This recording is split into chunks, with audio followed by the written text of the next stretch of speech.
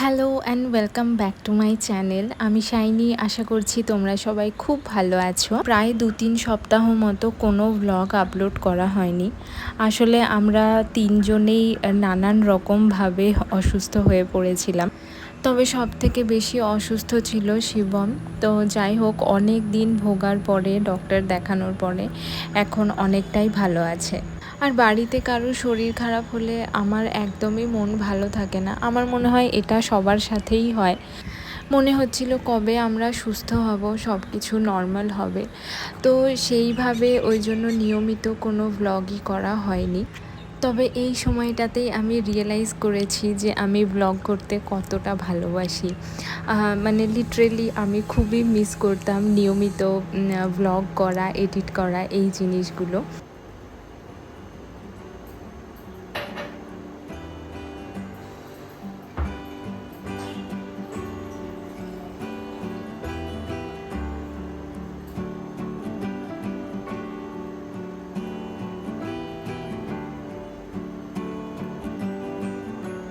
Last time যখন বাড়ি গেছিলাম, মা আমাকে কতগুলো অপরাজিতা ফুলের বীজ দিয়েছিল, সেগুলো থেকেই দেখছি এখন গাছ বেরোচ্ছে। আর এই যে নিচে গণেশ পুজো হচ্ছে, একটা ছোট্ট মেলাও বসেছিল, তো আমি অল্প করে ভিডিও করেছিলাম। আমি খুবই সাধারণভাবে এবারে গণেশ পুজোটা সেরেছি, ঠিকমতো মানে ভালোভাবে আর কি করে উঠতে পারিনি। ফাইনালি আমাদের সোফাটাকে ডিপ ক্লিনিং করা হলো। মানে এতটাই নোংরা হয়েছিল, ফোনে হয়তো ঠিকমতো বোঝা যায় না, কিন্তু এত অস্বাভাবিক নোংরা হয়ে গেছিলো, আর মানে না পরিষ্কার করলেই চলছিল না। আমরা আরবান কোম্পানি থেকে সোফাটাকে ক্লিন করালাম, খুবই ভালো সার্ভিস পেয়েছি রিজনেবল রেটে।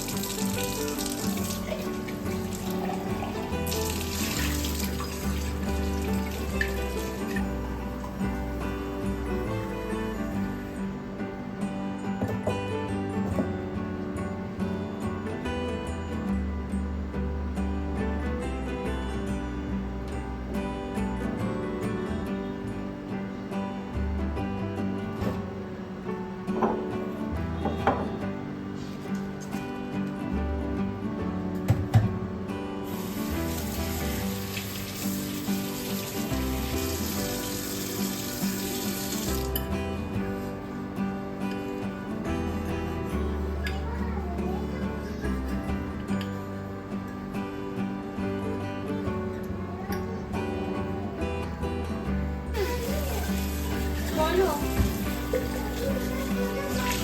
কোনটা খুলতে পারছো না?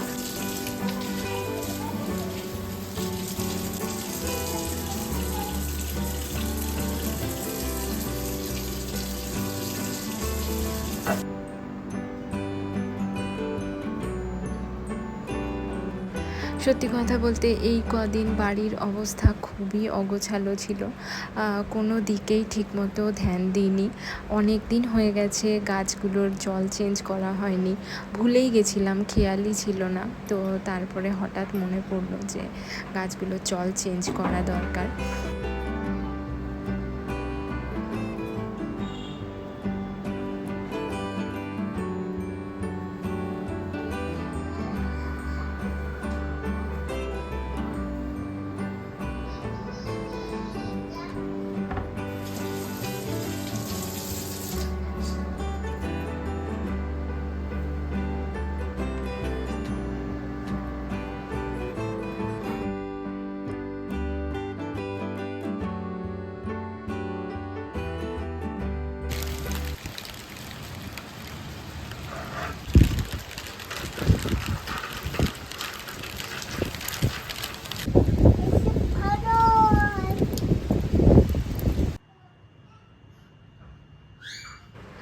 এই বৃষ্টিতে মিশুর জ্বর এসে গেছে, অনেক কষ্টে ওকে ঘুম পাড়িয়েছি।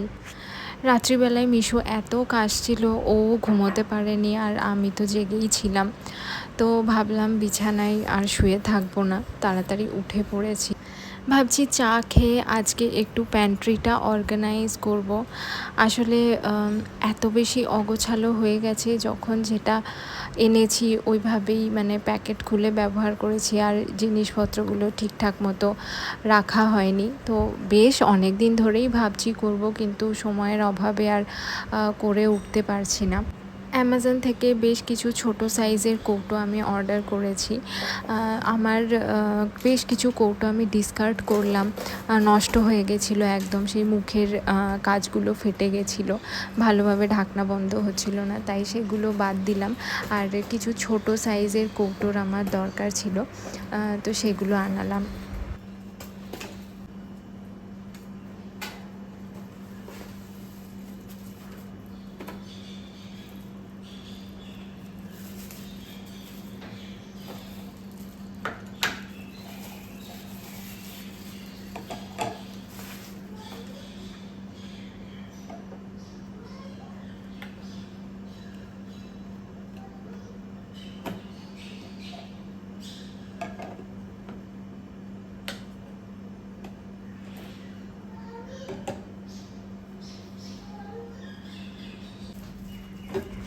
ভেবেছিলাম প্যান্ট্রিটা সকালেই গুছিয়ে ফেলবো, কিন্তু মিশু অনেকটাই সকাল সকাল উঠে পড়লো। তো এখন তো আর হবে না, এমনিও ওর শরীরটা খারাপ, ভীষণ বায়না করছে, শুনতেই পাচ্ছ। তো দেখি যদি দুপুরে একটু ঘুমায় তখন আমি করব।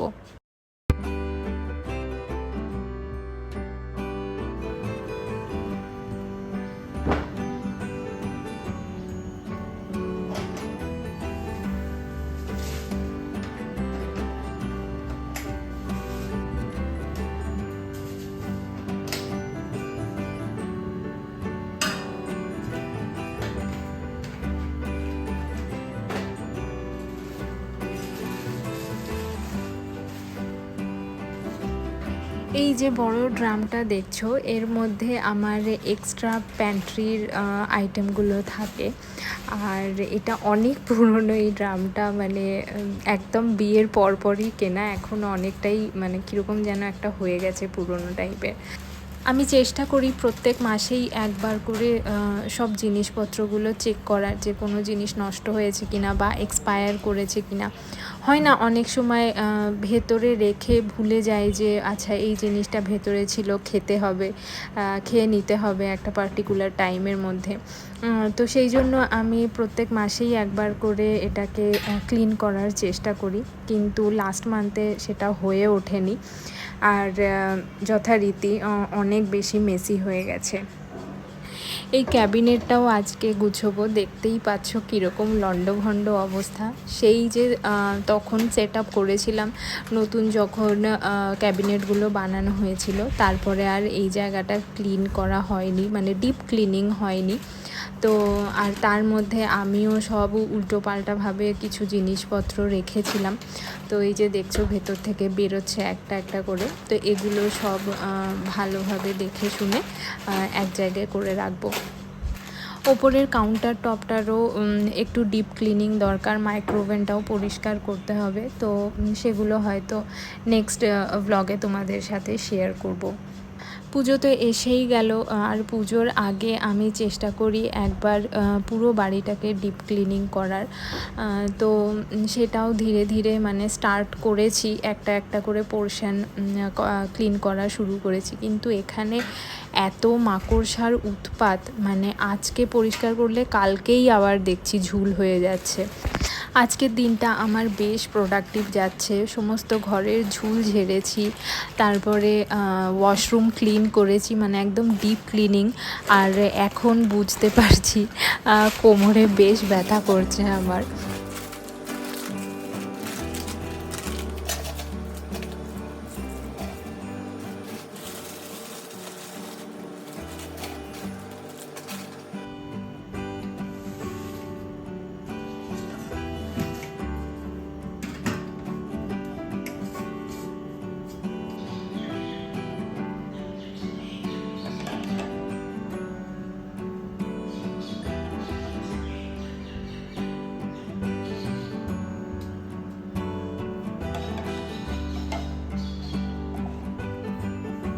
কিছু সিল্ড প্যাকেট ছিল, সেগুলো আমি ভেতরে ভরে রাখলাম। আর এখন কিছু জিনিসপত্র যেগুলো আমার মোটামুটি সব সময়ই লাগে, সেই সব জিনিসপত্রগুলো কৌটোর মধ্যে ঢেলে রাখবো। তারপরে দেখবো এক্সট্রা কী জিনিস আছে, সেগুলো ভেতরে ঢুকিয়ে রেখে দেবো। আমার না কৌটোতে জিনিসপত্র ঢালতে ভীষণ ভালো লাগে, এত একটা স্যাটিসফাইং কাজ এটা।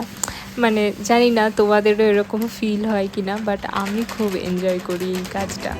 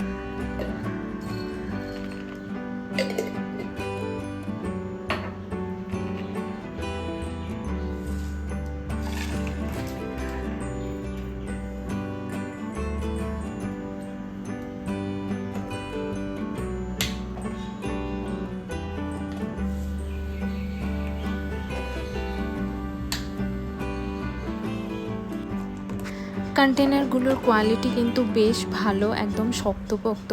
আর সবথেকে ভালো পার্ট হচ্ছে এটা এয়ার টাইট। তো আমি এই জন্য এই কন্টেনারের মধ্যে চা পাতাও রাখলাম, যাতে ফ্লেভারটা নষ্ট না হয়ে যায়।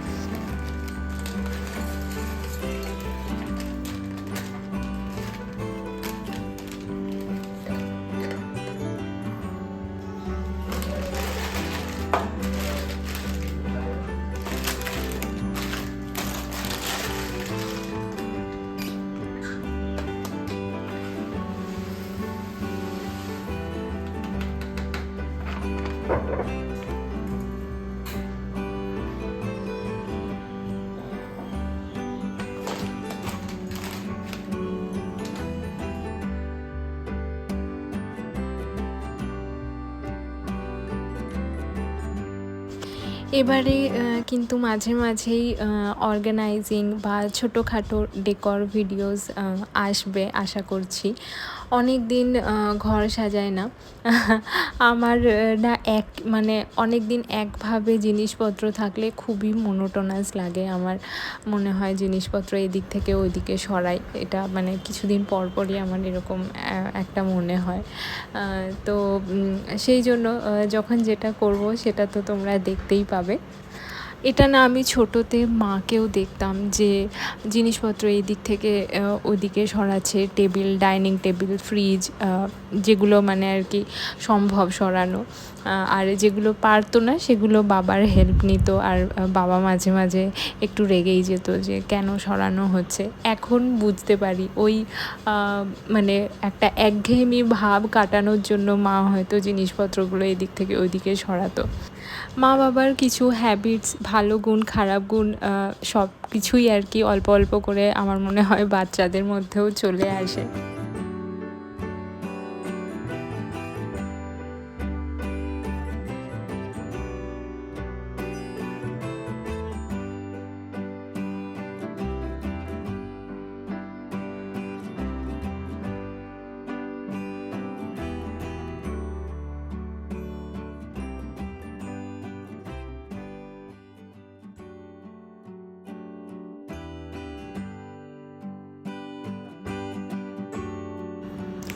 সেটআপটা একটু চেঞ্জ করছি, কারণ আমার যে ডেলি ইউজের বাসনগুলো সেগুলো আমার রাখতে বের করতে বেশ অসুবিধা হচ্ছিল।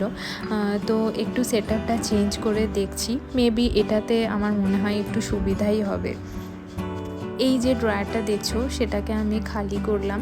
আর এই ড্রয়ারটা যথেষ্টই বড়, এর মধ্যে আমার বেশ অনেকটাই বাসনপত্র চলে আসবে।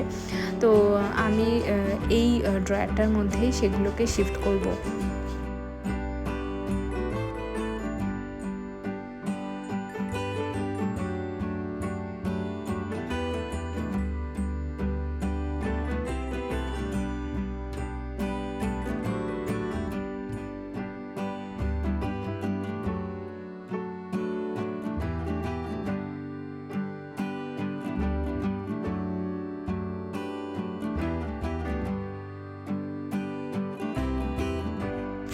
এই যে ছোট 2 টায়ার শেলফটা দেখছো, এইটাতে আমি রাখবো তোমার ছোট বাটি, হাফ প্লেট, তারপরে টিফিন বক্স, এগুলো এক জায়গায় করে রাখবো। কারণ এমনি রাখলে না ভীষণ ছড়িয়ে যাচ্ছে আর কিছুই খুঁজে পাওয়া যাচ্ছে না।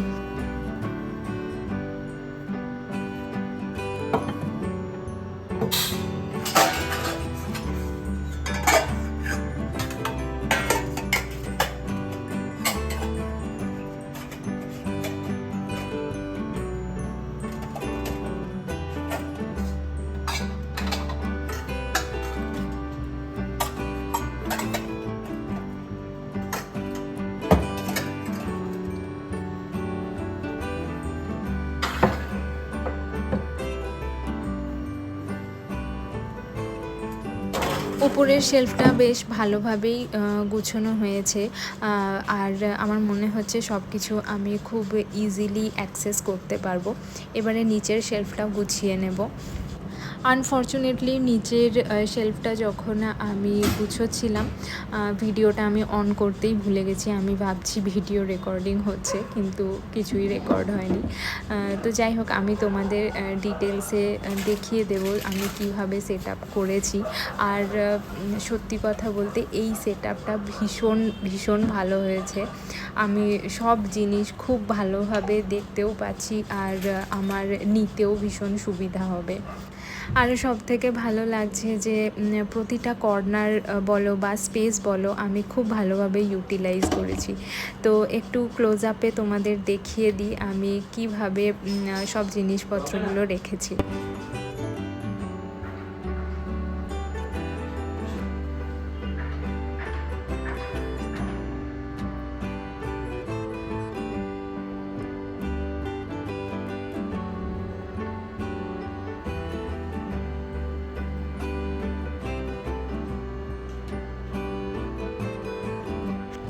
এই যে ব্ল্যাক স্ট্যান্ডটা দেখছো, এটা অ্যাকচুয়ালি মাইক্রো ওভেন স্ট্যান্ড, কিন্তু এটা আমি এইভাবে আমার কৌটো অর্গানাইজ করেছি। এটা আমার মনে হয় বিভিন্ন রকমভাবেই ইউজ করা যেতে পারে।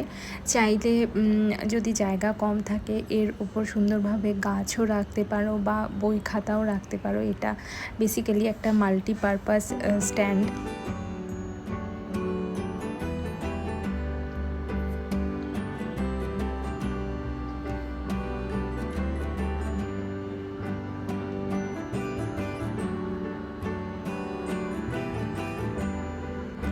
আর রেগুলার ইউজের বাসনগুলোকে আমি এইভাবে রেখেছি। এবারে আমার ব্যবহার করতেও বেশ সুবিধা হবে।